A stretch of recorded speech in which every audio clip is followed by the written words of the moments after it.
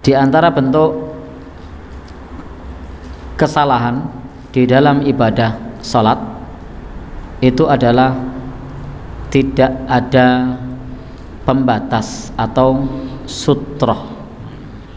Jadi dianjurkan ketika sholat itu ada sutroh yang nampak sehingga orang tidak melintas.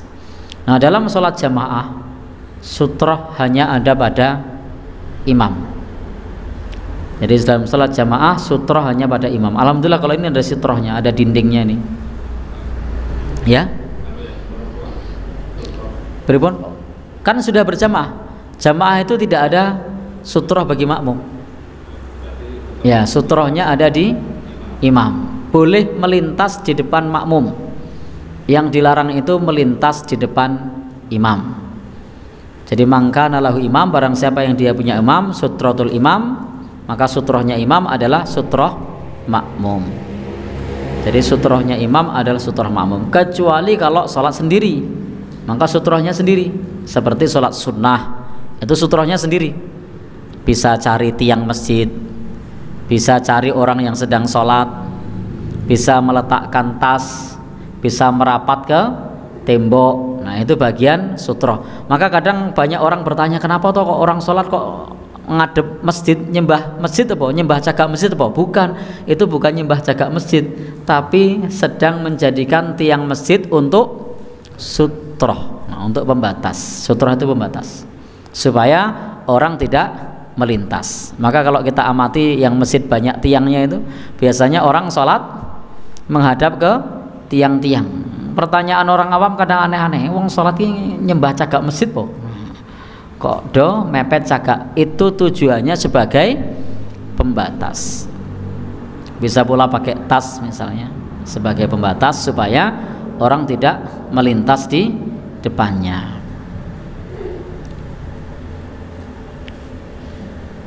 Maka Nabi pernah bersabda, idza shalla ahadukum ila sutratin falyadnu minha la yaqta'u syaiton alaihi sholatah. Apabila salah seorang dari kalian sholat, maka mendekatlah ke sutroh agar setan tidak memotong sholatnya. Dianjurkan untuk menggunakan pembatas.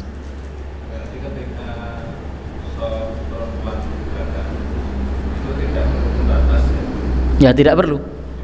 Ya, pembatasnya itu adalah hijab. Ya, jadi yang kalau yang dimaksud sutroh di sini adalah pembatas untuk sholat, itu cukup ada di imam. Tapi kalau yang pembatas antara laki-laki perempuan itu bukan pembatas sholat, tapi hijab, menghalangi pandangan supaya laki-laki tidak memandang perempuan atau perempuan tidak memandang laki-laki. Jadi beda pembatas supaya orang tidak melintas dengan pembatas supaya orang tidak melihat. Sehingga kalau jamaah laki-laki dan perempuan itu butuh sutroh, tapi sutroh yang dimaksud adalah hijab supaya orang tidak melihat. Pas sholat ndelok jamaah perempuan begitu kan? Ya, tapi kalau di sini insya Allah kalau ngelihat gitu terhalang apa ini namanya? Tembok, tapi kacanya kelihatan jelas banget ya. Baik. Jadi intinya ada apa namanya pembatas antara laki-laki dan perempuan, khususnya menghalangi pandangan, karena kelemahan laki-laki itu di mata. Maka kalau pintu syahwat juga dari mata. Kalau kelemahan perempuan itu di telinga. Jadi kalau laki-laki itu kelemahannya di mata, melihat. Kalau perempuan kelemahannya di mata, digumbali. Jadi perempuan tuh meskipun sudah punya suami yang ganteng, punya suami yang kaya, itu bisa tergoda oleh orang lain karena sering digumbali. Ya, kenapa? Karena kelemahannya di telinga. Jadi perempuan tuh seneng banget kalau digombali, dibilang kamu cantik, wah mabur itu. Padahal kata-katanya sederhana, kamu cantik, mabur. Baik, dibilang apa lagi selain kamu cantik? lagi pergi agak lama begitu, lalu di WA, I miss you. Wah, sudah terbang itu.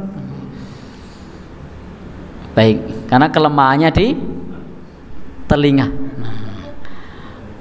Beda kalau laki-laki, kelemahannya di mata.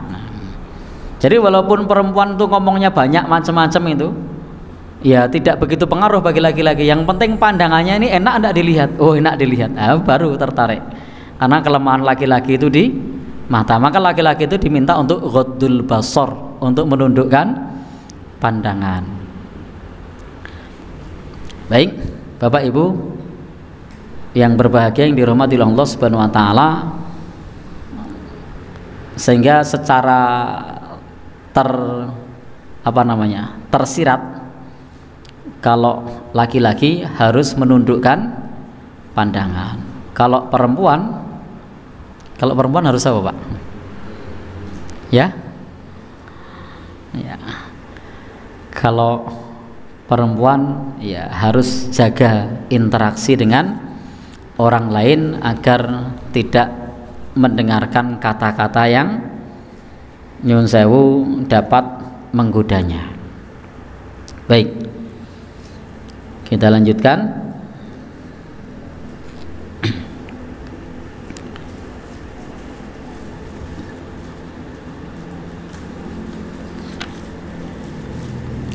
Termasuk di dalam hal sutroh ini, sutroh sholat itu sebagai penghalang agar orang tidak melintas di depannya. Karena melintas di depan orang sholat itu termasuk perkara yang dilarang di dalam agama kita. Sehingga kalau mau melintas, maka boleh melintas di depan, di belakang orang yang sedang sholat.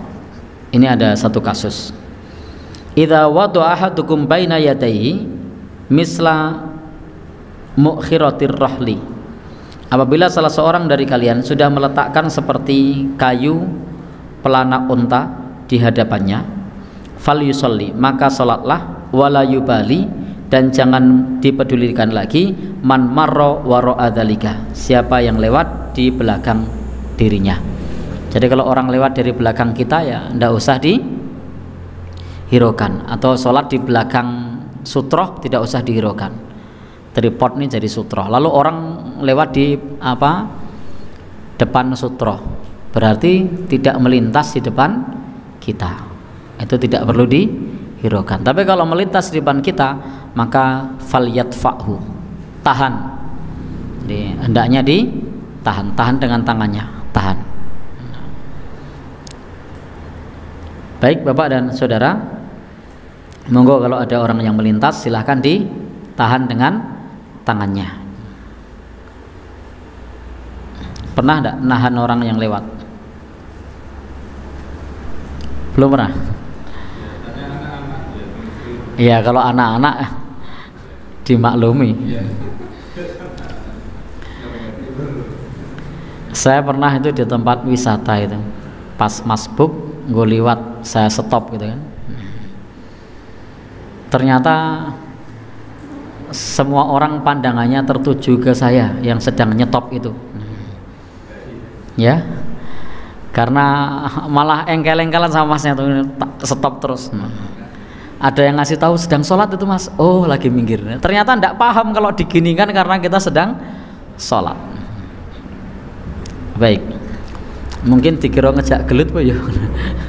Baik, padahal kita sedang sholat. Jadi kadang-kadang kalau berhubungan dengan yang tidak paham begitu ya harus memaafkan. Saya pernah diceritani Pak Tri cerita. Di sini ada yang hendak merapatkan soft. Begitu merapatkan, kakinya dikejar, ditempel. Ternyata dia merasa risih, geser lagi, ditempel lagi, merasa risih, geser lagi, ditempel lagi. Sampai kemudian setelah sholat marah, kampleng wetenge apa ya? Gitu Pak. Di sini atau di mana? Ya. Jadi marah itu karena ditempel oleh temennya, bukan oleh temennya, oleh soft di sampingnya. Kenapa bisa demikian? Belum paham. Belum paham.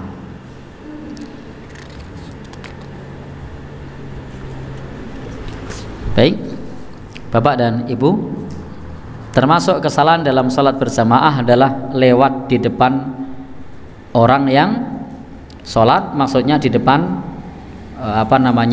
imam. Itu tidak dibolehkan. Kalau orang yang sholat sendiri melintas di depan orang yang sedang sholat sendiri, itu tidak boleh.